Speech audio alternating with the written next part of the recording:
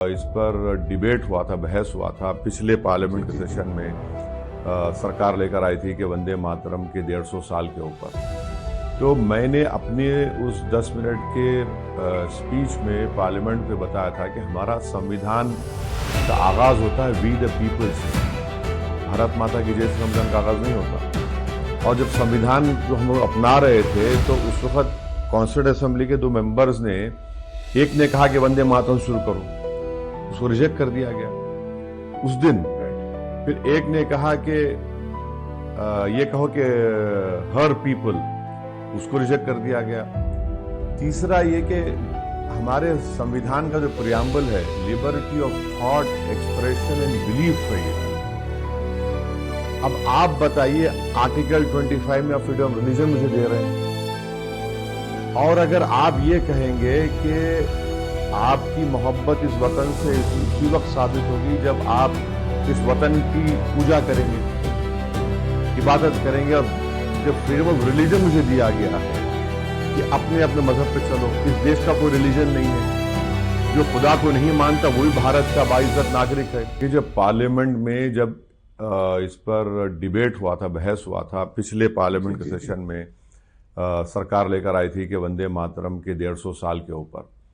तो मैंने अपने उस 10 मिनट के स्पीच में पार्लियामेंट में बताया था कि हमारा संविधान का आगाज होता है वी द पीपल से। भारत माता की जय से संविधान का आगाज नहीं होता।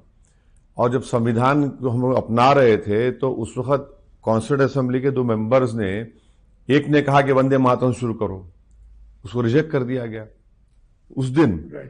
फिर एक ने कहा कि ये कहो कि हर पीपल, उसको रिजेक्ट कर दिया गया। तीसरा ये कि हमारे संविधान का जो प्रियम्बल है, liberty of thought, expression and belief है ये।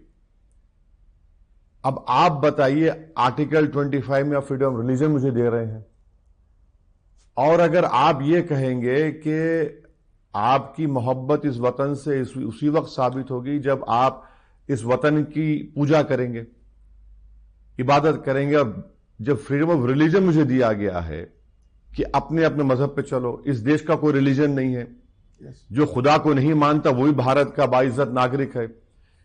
और एक बात याद रखिए, जब हैदराबाद की मक्का मस्जिद से मौलवी अलाउद्दीन ने अंग्रेजों पर हमला किया था रेजिडेंसी के ऊपर जाकर, तो पहला मुजरिम काला पानी का मौलवी अलाउद्दीन थे। उनको क्या कहेंगे आज आप जिंदा रहेंगे तो? मौलाना हुसैन अहमद मदनी और महमूद हसन साहब माल्टा की जेल के सहन में 6 महीने थे। यूसुफ मेहर अली ने नारा दिया था क्विट इंडिया मूवमेंट को, उनको क्या बोलेंगे आप? और मुरादाबाद के मौलाना काफी जिहाद का फतवा दिए, 2 दिन में ट्रायल चला, उनको फांसी दे दी गई। और जब फांसी पे जा रहे थे तो वो प्रॉफेट मोहम्मद सल्लल्लाहु अलैहि वसल्लम की नात पढ़ते हुए जा रहे थे। तो मौलाना अबुल कलाम आजाद अगर आज रहते तो आप उनको क्या बोलेंगे? ये हम बोलना चाह रहे कि अच्छा, आखिरी बात, जिस दिन हमने संविधान को अपना लिया, राजेंद्र प्रसाद साहब ने खुद से कह दिया विदाउट स्टैट्यूटरी रेजोल्यूशन के कि नेशनल सॉन्ग होगा। अच्छा नवीन साहब, 1971 का नेशनल ऑनर्स एक्ट है, उसमें नेशनल एंथम, नेशनल एम्बलम और कॉन्स्टिट्यूशन को आप इंसल्ट नहीं कर सकते। और एक सुप्रीम कोर्ट का केस है 1986 का, बीजू इमानुएल केरला का, जिहोवा विटनेस थे, उन लोग खड़े हो गए, उन्होंने कहा मैं जनगण मन नहीं पढ़ूंगी वरना वो मेरे धर्म के खिलाफ है। खड़े हो गए, सुप्रीम कोर्ट ने कहा उनका राइट है वो। ये सब रखते हुए आप इस तरह की बात करते हैं। अच्छा, ये जो रिसेंटली आपने जो ऑर्डर निकाला एमएचए ने, आप जनगण मन को खत्म करना चाह रहे हैं क्या?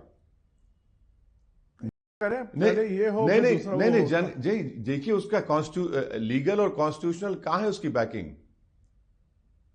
जनगण मन तो नेशनल एंथम है।